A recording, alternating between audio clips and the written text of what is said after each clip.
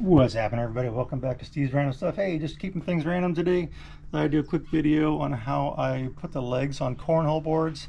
I'm in the process of making 2 sets of boards. I actually made the boards yesterday.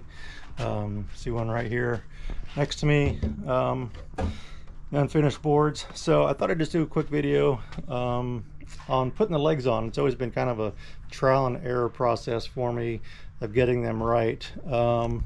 And so this is kind of what I came up with. Now I just do these in, on my driveway, in the garage and stuff. So I don't have a fancy shop or anything to build these, basic hand tools and power tools and such.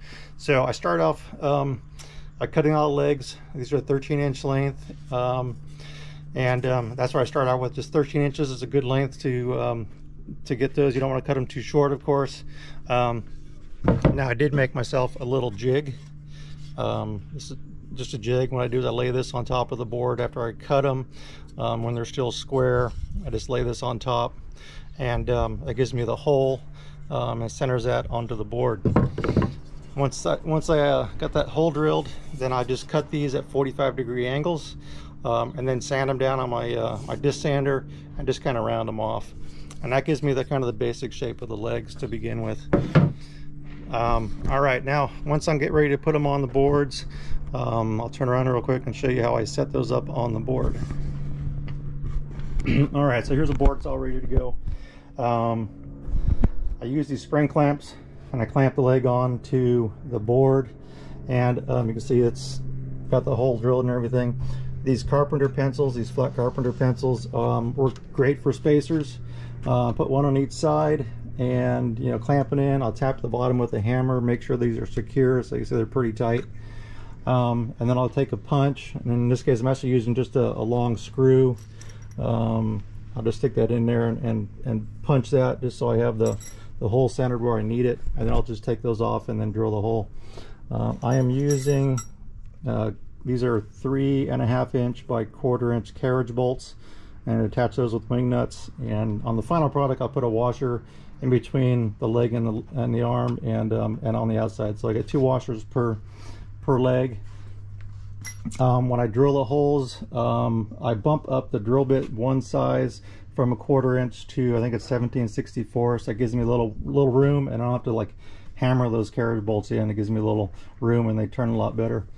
Once these are all drilled and I get the carriage bolts in there, coming over here to the next station, you can call it, and I set the boards up. You want to make sure the legs are extended out all the way, and I just have a couple paint cans under there. This is a gallon and a quart, works perfectly. Take my level, lay it down. I want to make sure you're on a good flat surface. I usually do this inside the garage where it's flat concrete.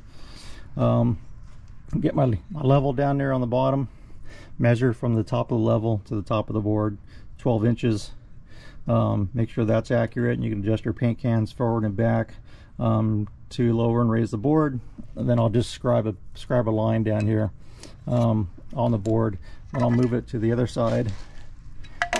And I do it from the outside.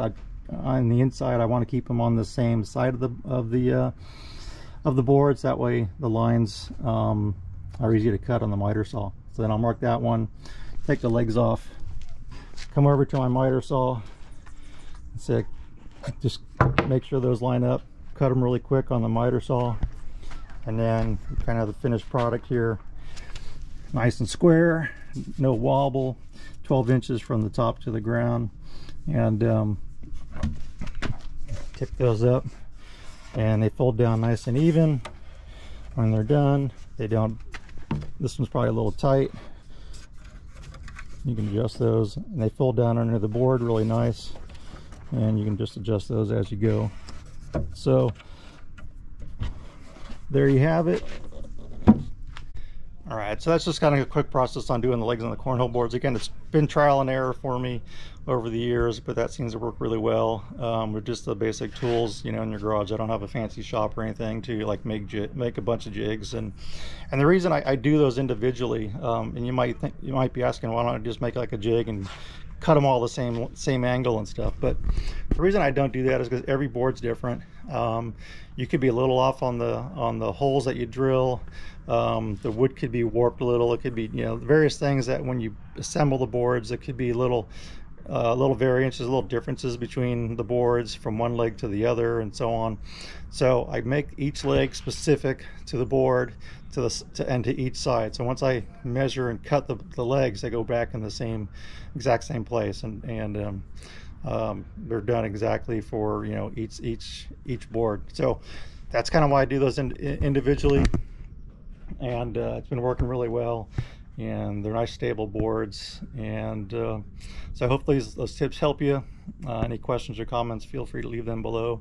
Thanks for watching Steve's Random Stuff, and we'll catch you next time.